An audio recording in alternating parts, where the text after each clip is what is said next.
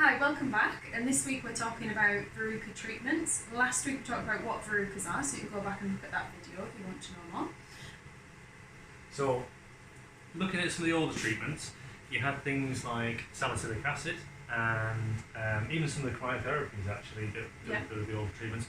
Things like salicylic acid and debridement tend to not work too well. Yeah. Looking at the research around them and from our own experience in the past, they're not as good at trying to treat them as some of them, thankfully, the newer treatments that have come out.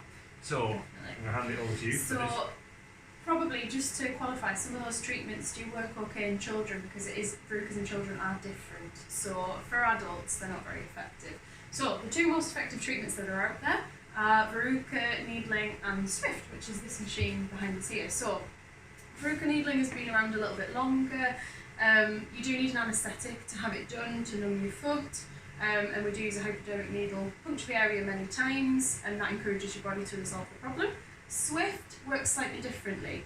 So microwaves fired through the lesion encourages your body's immune system to basically kickstart and recognise the virus and then self-resolve it.